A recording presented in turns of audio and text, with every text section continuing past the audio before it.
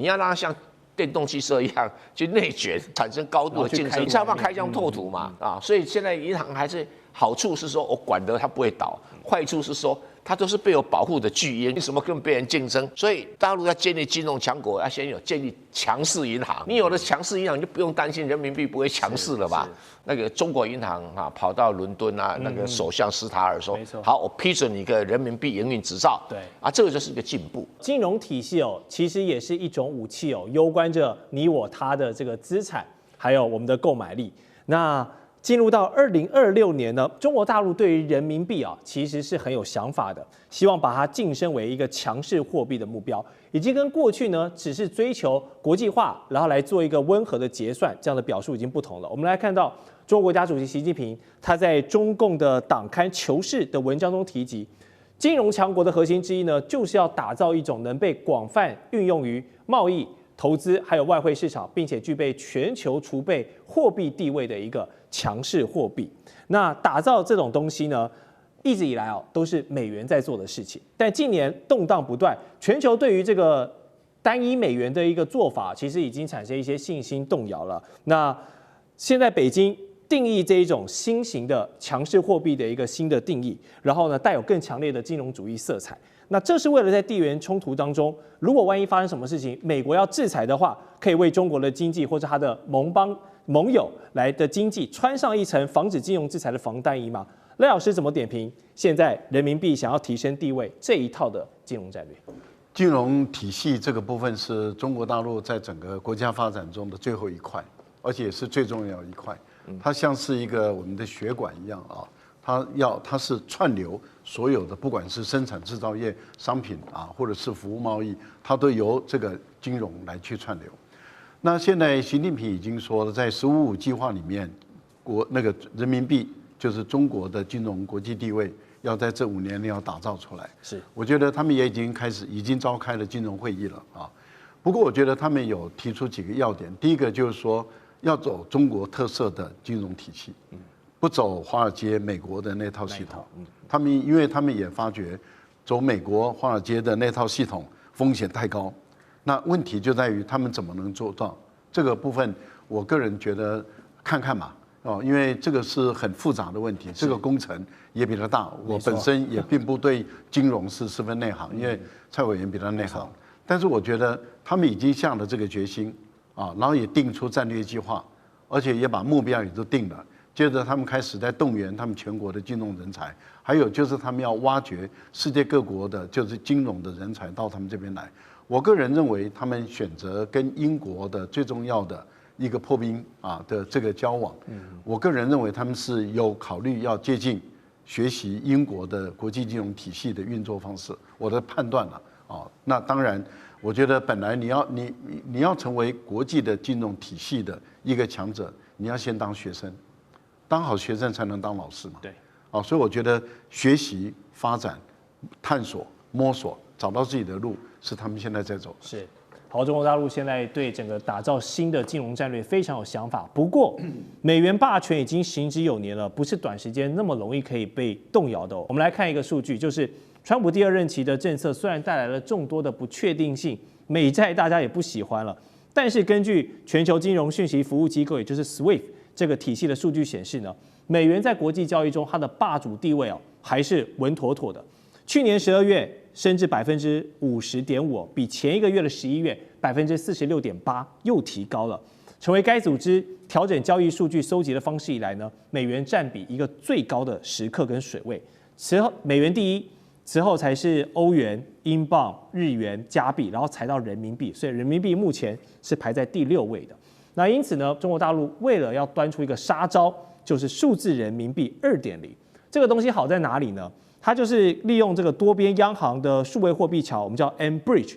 它这个系统呢可以绕过传统的 SWIFT， 不走这一套，还可以给你的数字人民币里面的这个钱包余额付利息虽然只有少少的0.05%，但是这个从0到有的突破呢，有人视为是一种质变，因为是挑战传统货币与稳定币的边界。那种种的做法，我感觉是好处多多，但是委员是金融专业，你觉得这套做法短时间内行得通吗？其实没有关系没有关系。你那个 mBridge 只是人民银行用来取代印现钞而已所以以后现钞用了本来就越来越少了 ，Enbridge 就可以取代现钞，而这个跟所谓金融强国没有关系。我在呼吁中国大陆要建立金融强国，已经呼吁了快2-3年了，那也没有看过这个他们把它摆在15里面计划啊。那最近突然间，习近平在《求是周刊》里面丢出个金融强国，我当然喜形于色，说大陆终于做到这一块，因为你这一块做不好，你什么科技强国、制造业强国，都只是肉包子打狗，很容易被揍扁的哈，这是一个很现实问题。但是，他讲的内容可能跟金融强国又不太一致，很可能他幕僚在写这个稿子的本身哦，他不是专业的人来帮他写的哈。那为什么呢？我跟大家解释哈。中国大陆现在的，你不要讲什么货币外汇啊，货币外汇你再讲再多都没用，为什么？它是寄生在银行里面的，没有银行这个东西是不存在的。是，好，你要注意到，有银行才有这些东西，没有银行就没这个东西。那中国大陆的银行，你要注意到个特征哦，这个美国的银行在全世界198个国家里面，160个国家有美国银行，只有不到40个国家有中国的银行，这第一个。你银行没有国际化，你人民币怎么国际化？你怎么期望花旗银行会帮你操作人民币？你当然只能期待你自己的中国银行或中国工商银行嘛。对，这是第一个，你的银行国际化的人数次数太少。好，这个，他们没有把它写进来哈。有的其实不用担心嘛，因为他自己的银行出去外面，他就会去搞人民币啊，搞这个搞那个产品啊，对不对哈？不然他们有什么生意做？他跟他抢做美元产品，你不可能嘛？抢做加拿大产品也不可能嘛？所以这个优势要创造出来。那最近那个中国银行跑到伦敦啊，那个首相施塔尔说，好，我批准你一个人民币营运执照。对这个就是一个进步。那不能只有英国你光英国还有很多国家才行，慢慢来，一步一步来，你才有所谓的汇兑的需求嘛。要不然你汇兑还要透过别的银行，那你不是自己找麻烦啊？随时被他切，你就过不去了嘛。第二个就是中国大陆的在银行的时候，每一次看了排行榜，中国大陆排前面，就是说我所有的存款、所有的储蓄几乎都集中在银行，没啦。那为什么美国的银行里面存款比例比中国来的少这么多，放款比中国来的少这么多？为什么？因为他们走了现代化金融，不走银行金融，他走的叫直接金融。什么直接金融呢？就是不透过银行的信贷做这种贷款，他透过什么？债权证券化，用公司债、公债，像最近那个谁啊，那个 OpenAI 就是发行企业债券去募集，他不是跟银行借钱嘛？那这个东西有个特别的优势，成本低，效率高，所以美国形成一个全世界最大的债券市场，有全世界最大的股票市场，就是这样形成的。所以中国大陆一定要在内部里面用市场机制取代银行管理机制，就是说。我现在贷款给谁，基本上要靠关系啊那种。可是当你变成一种证券化的时候，就由市场去决定。没错市场去决定所以如何使得中国大陆的银行不要那么内向、内卷，而且它使得存放款的利差太大，它等于坐在那边什么事都不去做，这个赚钱啦。这个不对，这个不对。你要让它像电动汽车一样去内卷，也产生高度的竞争力。开疆拓土，你才要开疆拓土嘛。所以现在银行还是。好处是说我管得它不会倒，坏处是说它都是被我保护的巨婴，你怎么跟别人竞争？所以大陆要建立金融强国，要先有建立强势银行。你有了强势银行，你就不用担心人民币不会强势了吧？所以他可能要整个思考路线要全部颠倒过来。问题不在货币，问题在银行体系。好，我们这个经济专业的委员提出了要建立强势货币之前，要先把强势银行这个雏形给弄出来。我们再来看，从去年开始，观察到全球金融市场有一个非常吊诡的现象，就是大家疯狂的抢购、囤积黄金、白银这类的贵金属，一旁却是这个堆积如山、乏人问津的美国国债，说明了全球正处在一场这个极度的信用饥渴状态。当现在这些西方的法币呢，这个信用开始有点集体摇晃，不是在受到过往那么高的信任度的一个契机之下，中国大陆此刻发力来推动强势人民币。有没有机会让人民币成为这个关联更深、跟黄金的一个连接性更强的一个避风港？这是我们要探讨的话题。还有，趁着美元这个危机的一个裂缝产生呢，我们来见缝插针一下，来植入一套属于东方的一个金融新秩序。将军怎么看这个愿景？跨国的贸易从古时候丝路就开始了。对，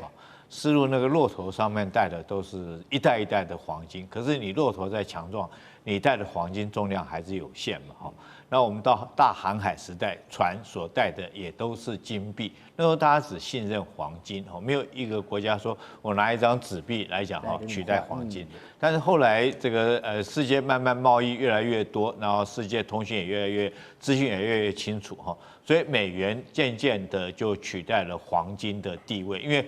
纸钞毕竟比较薄嘛，比较容易携带，不像黄金那么重，所以就变成用美金来做一个通货啊，或者是来做一个国家的一个储备哈。那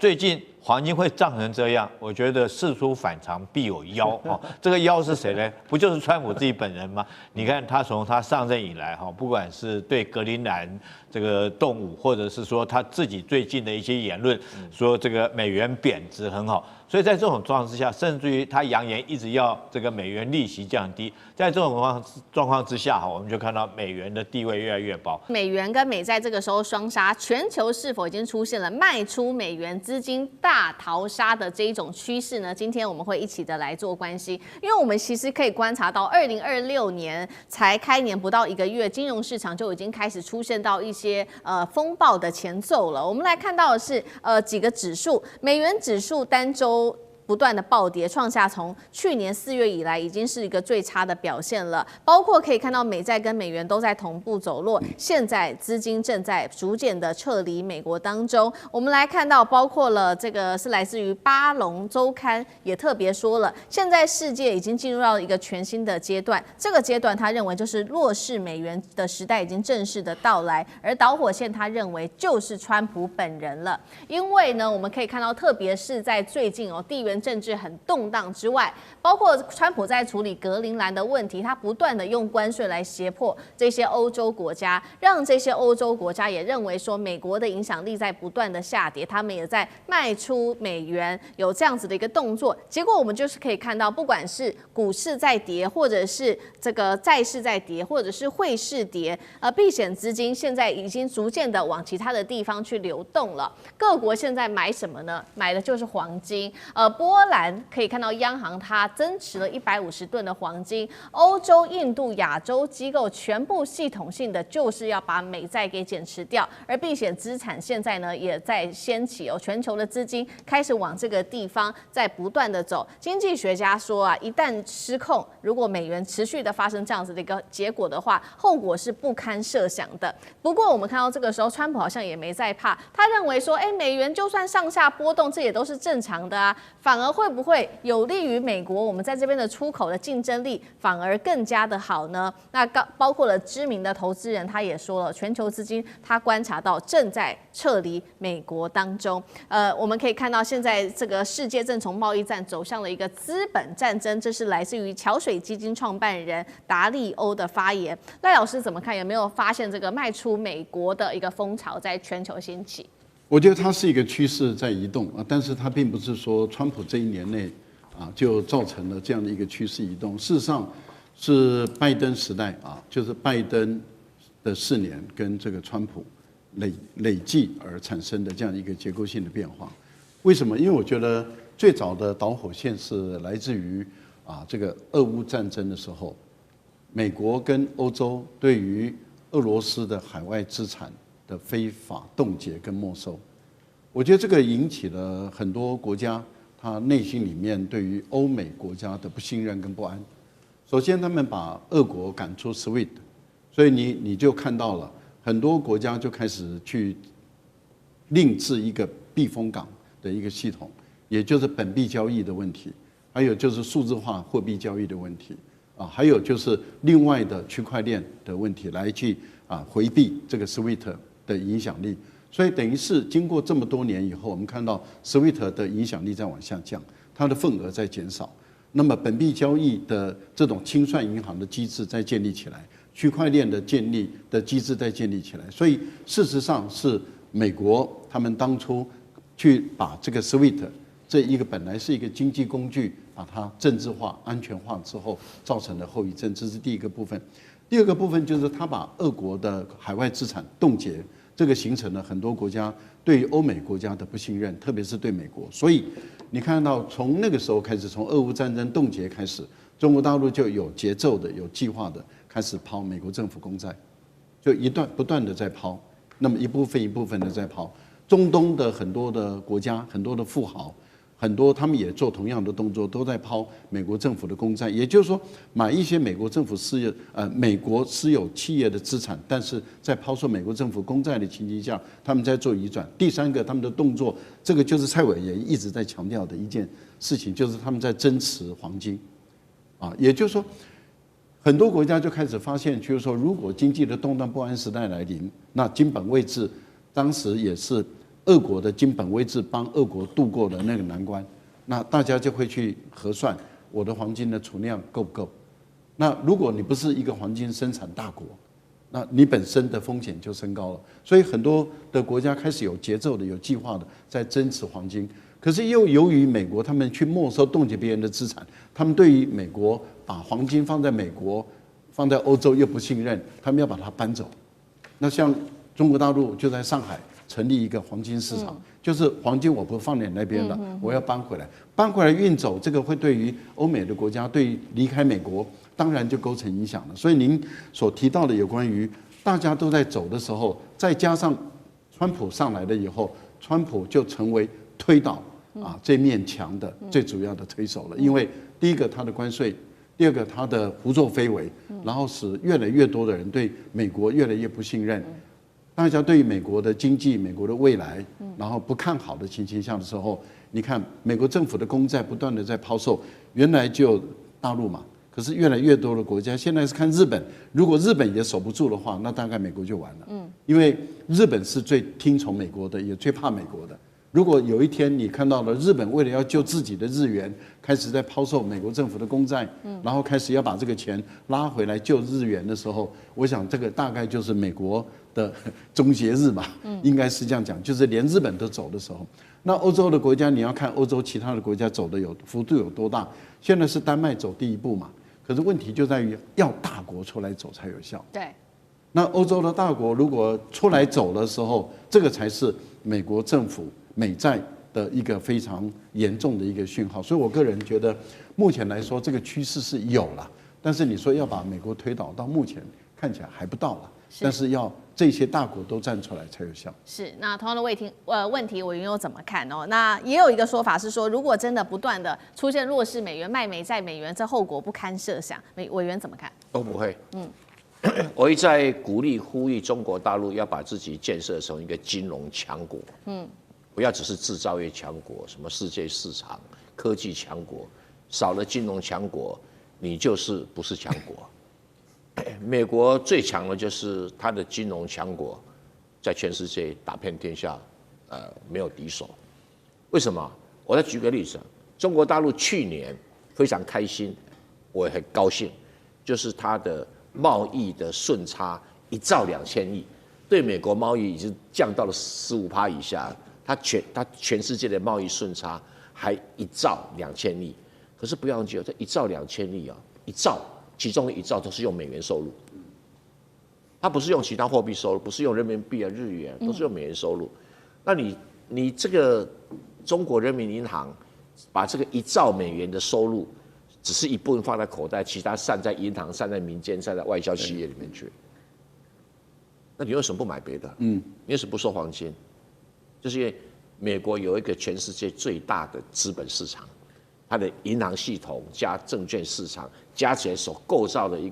一个金融强国，目前无可取代，那你说中国大陆出口了，你说出口到印度，我拿印度币，你敢吗？我出口到欧洲，你敢拿欧元吗？你出口到日本日本拿一点，最好还是拿美元，对不对？跟台湾买东西，台湾一定跟你要美元，对不对？所以这个就是问题所在。所以为什么中国大陆成为金融强国，是我对他们一个期待。好，但是美国作为金融强国，短期内没有人可以取代它。就是那你说美元会不会波动它的韩洲美元只是单周暴跌，它跌多少5%，就是单周暴跌。对，我们那个新台币蹦一天都不止5%了，还被我骂得臭头，对不对？好，那再来这个美债跟美元是没有关系的，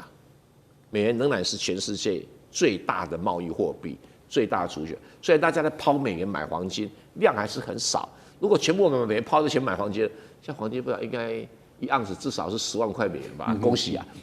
就是还没到那个行情啊，没有那么多，就开始人家准备而已哈。那这个资金美债是因为美国要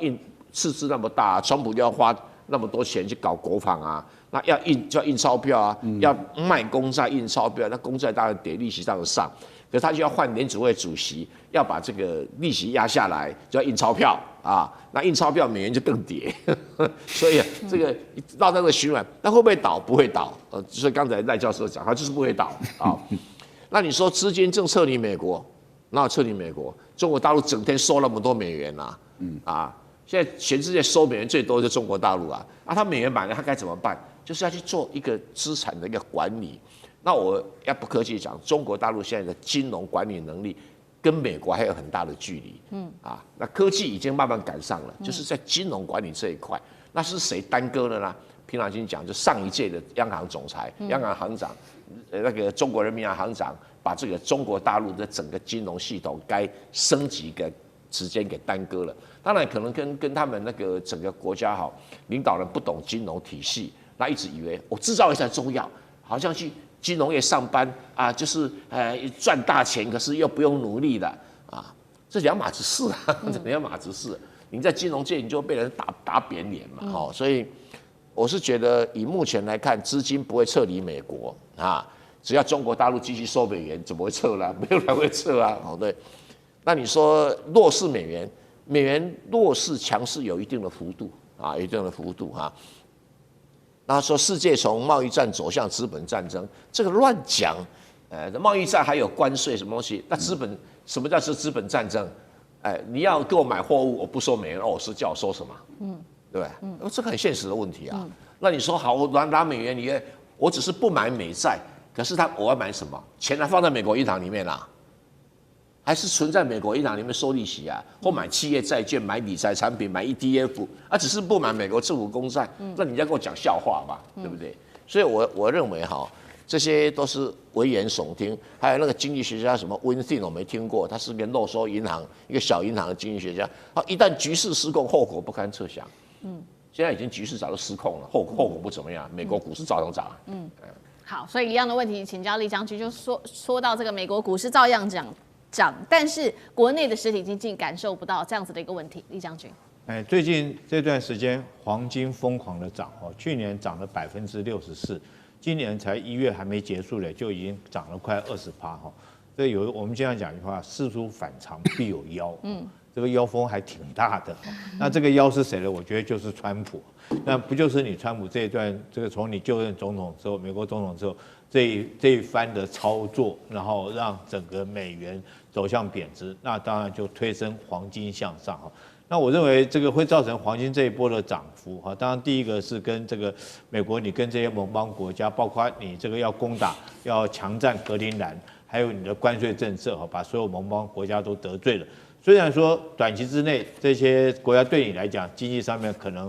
也伤不了你的这种要害可是等到大家都共同有这种理念的时候，那所谓有一句话叫墙倒众人推。我们现在看到丹麦，它虽然说是抛售美债，只抛售1亿美金虽然说金额不多，可是会不会起一个带头一个风向的作用？第二个，美股现在在涨，我认为涨的大概都是科技股为主了最近这段时间，包括 NVIDIA 或者是说一些科技股，主要是他们在大涨对于民生来讲，其实不会有太大帮助。第二个，美股会涨，代表的是我认为是华尔街的金钱游戏什么人才会去买股票呢？当然是有钱人才会去买股票嘛。我记得 SARS 那段时间，美国这个大撒币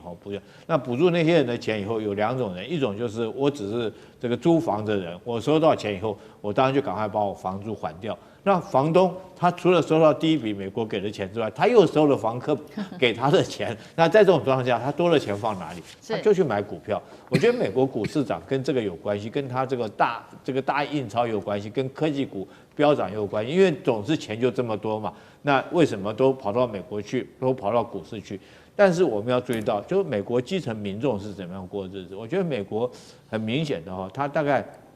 90%的财富集中在10%这个金字塔高端的人，那这些人在炒作股票。事实上，后面的90%，我们看到美国基层的民众有很多生活是在斩杀线之下哈。对，万一一旦他这个生活面临了困境，比如说他要看病就医，要花到他们斩杀线指的是400块美金，要花超过400块美金，他可能房贷就交不出来了，可能人生立刻从一个正常生活跌落到变成一个游民的阶态。所以说，我们不要看美国股市涨这表面现象，你要看大部分的美国民众，他们生活还是在这个斩杀线的边缘，在那边讨生活的。美债突然间在此刻拉起了警报，因为欧洲的盟友这时候反手一刀哦，卖美债哦，抛售美债，引爆了全球的抛售潮吗？资本市场现在可以看到呢，欧洲用这种抛售美债来当做一种武器，砍向美国的最大弱点。对于美债，还有对于美国的信用是否破产，今天我们会一起的来做关注。好，来看到美债神话，现在说安全神话恐怕会信用破产了，因为呢，我们来看到一个最新消息，先是丹麦的退休基金呢，它已经直接宣告了，我们在月底前会清仓1亿美元的美债。那原因是他们的来自于丹麦退休基金的这个投资长，他是这样说的：他认为美国现在已经不是一个值得信赖的国家，已经不是一个好信用的一个主体，所以他们决定要来清仓1亿美元的美债。那贝森特就很不屑啦，他就说你丹麦呢去清仓美债也没有什么关系，因为呢你的这个资本啊资金实在太小了，就跟你丹麦本身一样是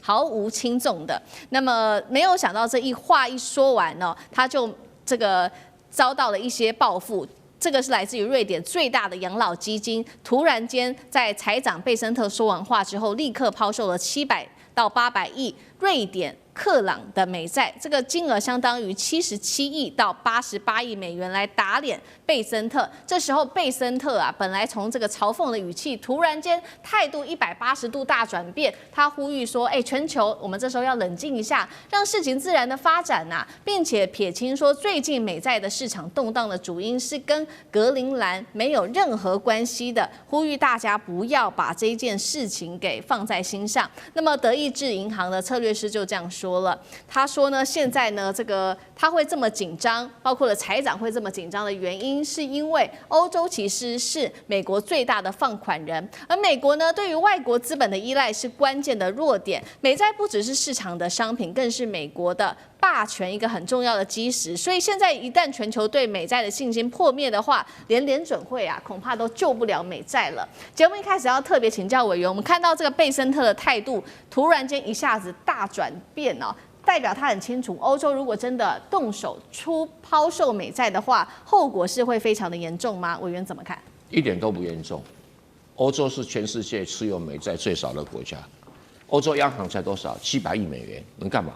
中国大陆擤个鼻涕都不只是700亿美元了。所以欧洲真的拥有的美债规模很少。那你说，不是账面上看起来8兆吗？对不起，都是什么中国啊、日本用信托方式所持有的。像英国的8800亿，自己英国没多少啊，都是其他国家或其他金融机构啊、其他保险公司请他们信托在他的名下而已，并不是真的他的啊。所以欧洲自己持有的美债规模很小哈。比如说你说瑞典这个养老基金啊，你说抛售77亿美元。美债一天5000亿交易美元的交易额啊，这77亿美元看得到吗？看不到。所以贝森特讲这个说无足轻重是真的。但最近美债市场上动荡，是因为很多人，包括美国自己人，害怕川普真的跟欧洲开战。那开战当然会赢，可是这个动荡不安的不确定性，我宁可先卖了吧。那这个美国人自己卖美债才可怕啊，因为全世界持有美债最多的是美国人自己，大概。美国政府公债有将近差不多60% 以上是美国人自己持有的啊。那你说这个丹麦投资长说美国已经不再是一个好的信用主体，他卖1亿啊，就卖，这是没有影响啊，没有影响哈。那这个美国这个财长也不是啦，他不想把事情搞得太那个一点了。如果说真的要对抗哈，是中国才日本才是对抗的家伙啊，怎么对抗这个欧洲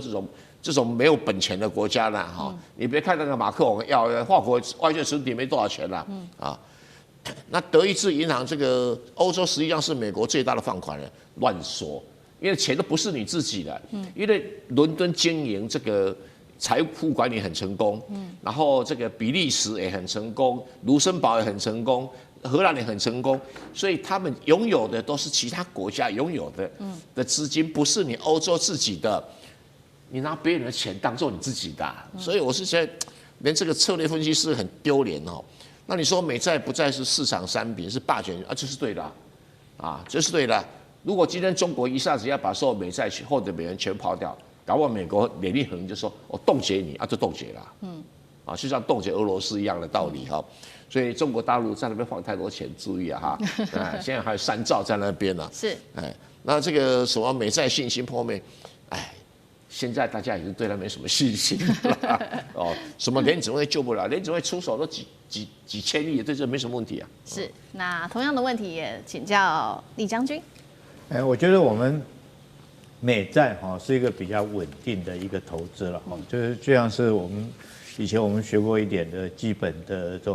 这个理财的观念来讲的话，在年轻的时候你可以股市多一点嘛，股市占7成。对不对？债市少一点，3分比较具有积极的这种投资策略。当你到中年的时候，就股债大概各一半。那像到我这种年纪来讲的话，债市大概你就投资要到7成，比较稳定那股市你就要少一点，因为你的承担的风险就会比较大。这个所以说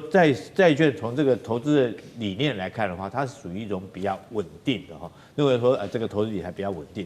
但是这次这个如果说美债，如果说在这种大家都认为比较稳定状况之下，它居然会殖利率暴升，也就是它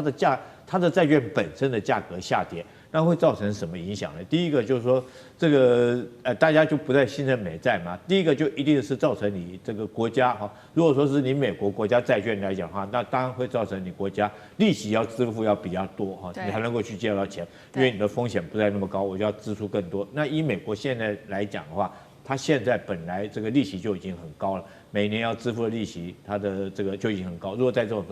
状况之下，它会支付更多利息。那对一般的企业来讲的话，也会增加它融资的这种压力融资会更难。那对家庭来讲的话，也会有压力。譬如说是它房屋贷款这个利息就会增加。譬如说，他家庭生活支出的成本就会增加，甚至于很可能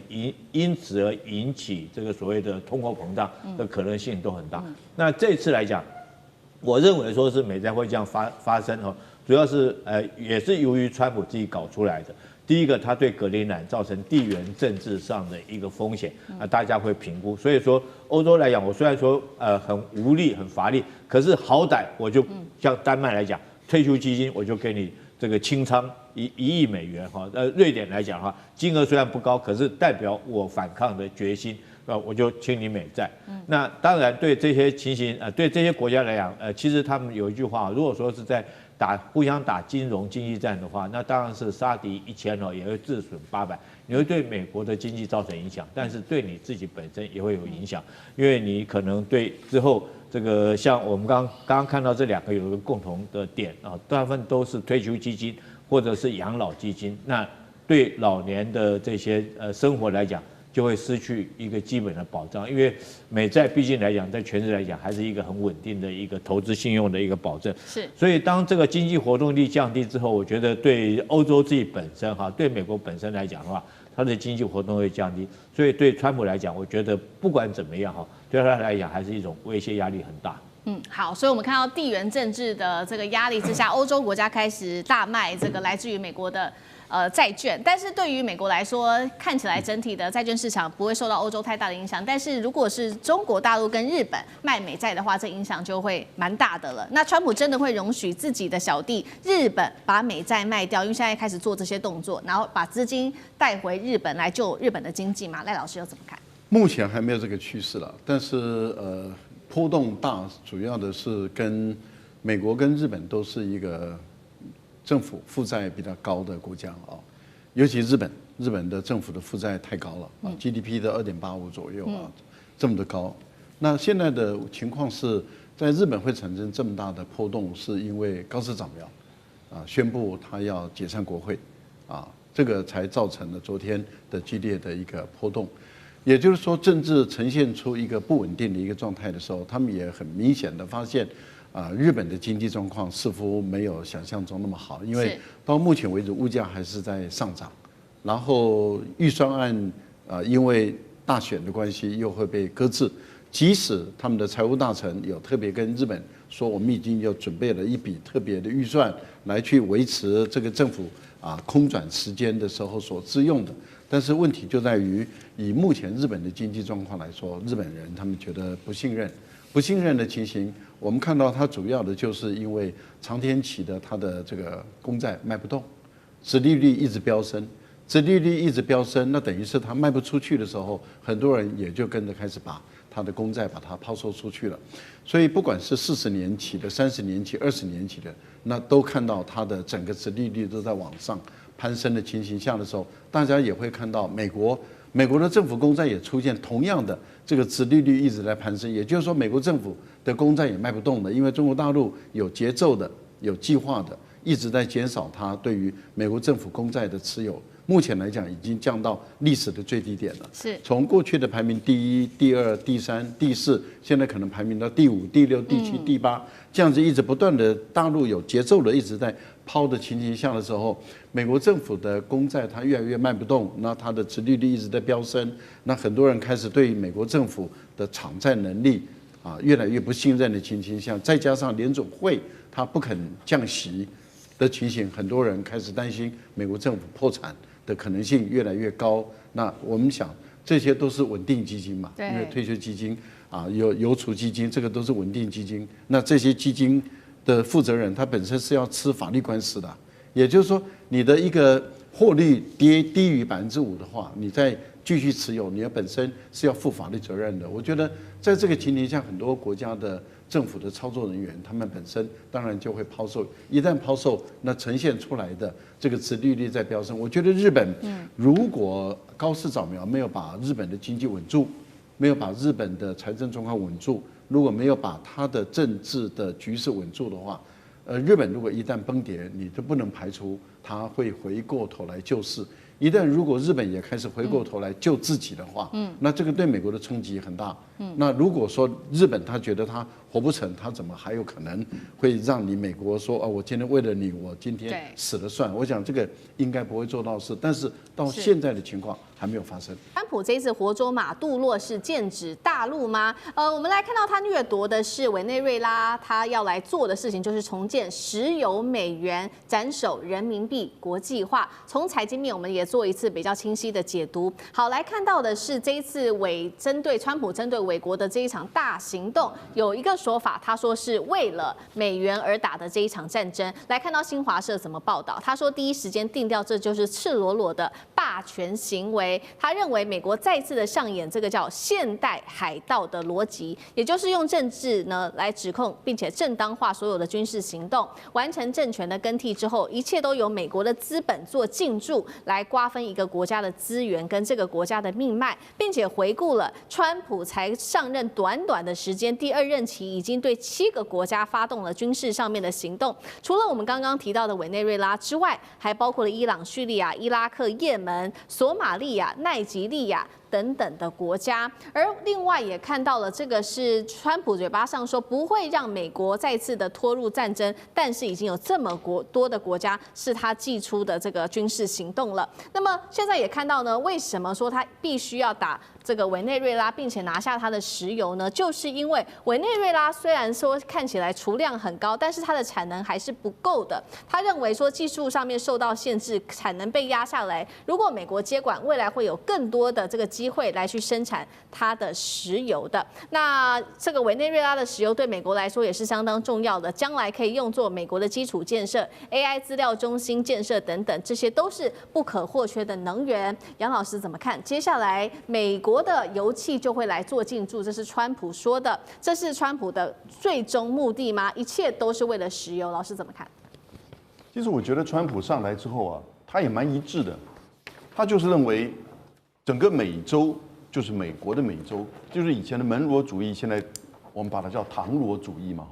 因为从英文的叫做 Monroe Doctrine。那这个唐罗主义跟门罗主义就不一样了。门罗主义只不过是在告诉这些西方的其他的这些大国不可以介入到美洲的事务，但是唐罗主义就更进一步是美国要完全的主导。那我们看到就昨天1月4号的时候，在美国白宫的新闻副发言人的负责人叫做 Stephen Miller， 他的太太叫做 Katie Miller， 在 X 上面 po 就是把格陵兰岛整个变成美国的国旗，已经现在是2-3千万人上去点赞但是呢，白宫这边完全没有任何的不同意见，所以他怎么评论？他就一个字 soon， 就很快就换格陵兰岛了，所以这个就表示说，就像他觉得这是他的身体的一部分，整个美洲，那这边上面长了一个瘤，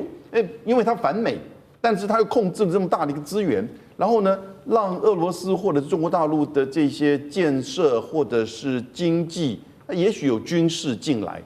那我觉得美国这个如果从战略层面最担心的，不只是石油，石油当然是一个关键，石油公司的利益更是关键，但是呢，他真的怕中国的经济跟基础建设整个进来到中南美洲，现在已经不得了。整个就是“一带一路”港口，然后呢，基础建设进入到中南美洲，再加上贸易，这些数据我都不需要再多举例。事实上，在过去这3到5年之内，那是加倍，每年都是成倍数的这个成长。美国人担心的是，过去他们不太治理，放到后院，让他们自己在那边烂的，作为美国的这种核心利益的附属的这些中南美洲国家，现在可能会强起来、壮起来，在中国的基建、跟经济、跟贸易的支持之下，甚至未来的科技，因此呢，在这样的情况之下，那就不是美国所掌控的门罗主义，更不是唐罗主义了。所以我觉得对中南美洲这是一个宿命，悲哀的这个宿命，他没有办法跟着中国跟其他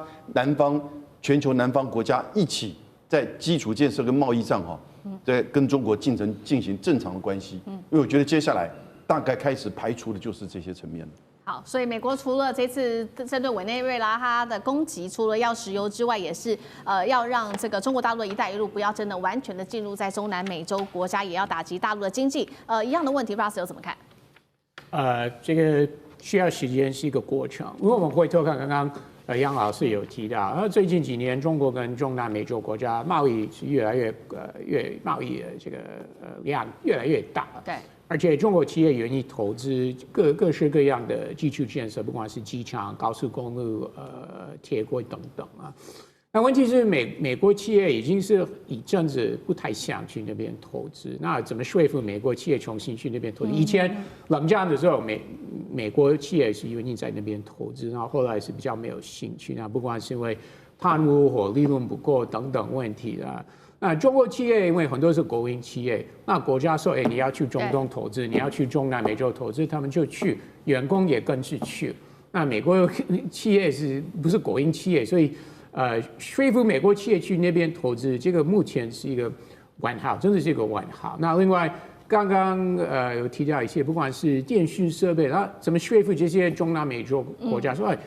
你已经装了什么中国来的设备，不管是在港口或电讯等等，你要通通你出了，那当然他们会想美国说，那钱呢？钱哪里来的？这里目前也是一个问号。所以美国将来的确说会向这些国家继续施压，你不要跟中国合作，你跟中国合作的话，一定会有后果了。但是美国会弥补这个缺口，不管是贸易或投资方面，真的是一个问号。是好，所以美国持续的也是施压这些中南美洲国家，也是不要让大陆在这边持续的抢下在这边的经济上面的话语权之外，包括了夺得政治上面的话语权。那么现在有一个说法就是，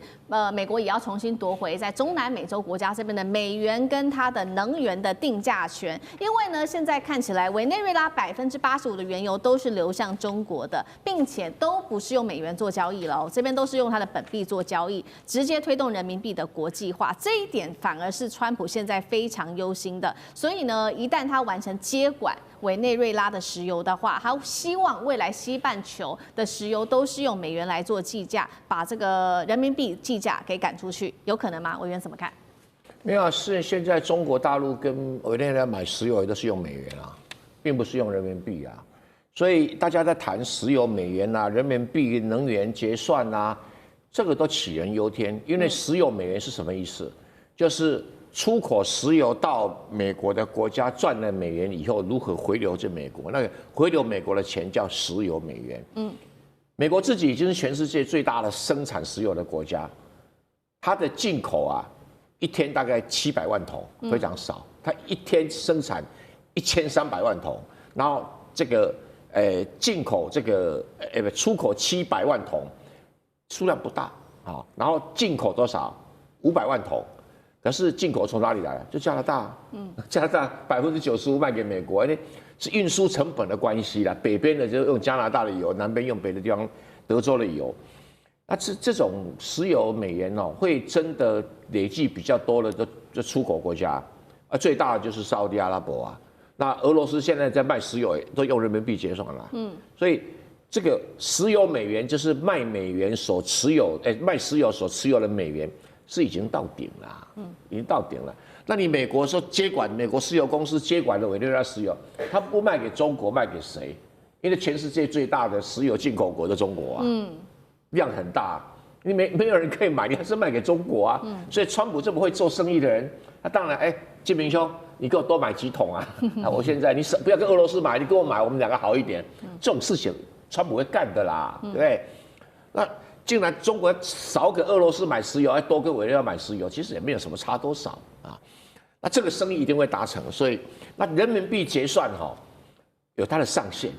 你别看那个世界贸易量很大，因为毕竟人民币的国际银行系统还不成熟，这第一个问题。第二个问题是，人民币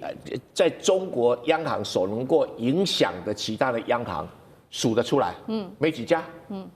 而美国联准会所能够影响的央行，欧洲一大堆啊，日本啊、韩国啦、澳洲啦、加拿大这几个央行加起来的 GDP 超过全世界60%，这是央行厉害的地方啊。那你说北京人民银行能够打一通电话号令几家央行，数得出来啊？这个才是人民币结算的精华。你不要看它什么每天交易到没有，是央行谁厉害？这个才是重点。所以我认为人民币的结算还没到天花板，但是有它的天花板。然后美元石油美元也到天花板，再增加也不太可能啦。因为什么？因为其他的跟石油没有关系啊。所以如果不是大宗石油结算，其他零零星星的结算，什么义乌产品，那坦白讲不是重点。好，以后应该会用川普家族发行的虚拟货币来结算才对。你没有企图，你没有企图。来，小舰长。我们来看其实美国真正在意的，也就是整个拉丁美洲的基础建设，其实现在都落在中国大陆的手上。那我们来看，之前在秘鲁有钱开港，那在大西洋一侧没有了吧？可是它有两洋铁路啊，两洋铁路如果铺成了，那也就是绝不可能。美国不准你盖两岸铁路，绝对不可能。对，那个就是我马上就要讲的，也就是我们刚刚讲到美国国家安全战略里面，他特别有提到有关于基础建设的部分，他提到的也就是中国以及俄罗斯的部分，你不要来染指。那美国真正想做的是什么？那刚刚郑源老师有提到一件事情，也就是委内瑞拉它的这一个炼油的效率不好啊，那它炼油的效率不好，但是呢，有人很想炼啊，那也就是铁氟龙啊，它在这边有这么多家，也就是在现在讲到的所谓的美国湾的部分，它有这么多的一个炼油厂，而且它专门炼的，也就是委内瑞拉的这种种植的这个石油的部分。可是呢，委内瑞拉的油现在却出不来。那委内瑞拉是一直都如此吗？不是。我们来看到2000年的时候，其实委内瑞拉的油是美国的3倍。可是现在美国当然它有页岩油的部分啊，那它页岩油其实是现在委内瑞拉的7倍。那其实刚刚讲说没有钱的部分啊，那个他很快就会跟那个现在的代理总统讲，钱在这里啊。那刚刚也提到的，也就是委内瑞拉哦，它其实是蕴藏量是世界第一。可是我们来看看这个前几大的国家，如果你不当美友友的话，你就准备遭殃。也就是我们这边看到的，无论是伊朗啊、伊拉克啊，通通都是。但是大家不要忘了，也就是委内瑞拉事实上它是有稀土的，也就是我们看到黄色的这一块，它叫做奥里诺科矿产之湖。那现在我们只要看到美国想要对哪动手，就像刚刚杨老师特别提到的，也就是我们现在看到的格陵兰，它也是都是在它的边缘都有非常多的稀土。那你说中间没有吗？中间不是没有啊，是冰封着。可是现在呢，如果以这一个我们讲到说温室效应以及极端气候之下，未来会不会有更多的发现，很难讲。所以川普即将染指整个除美洲以外的美洲国家。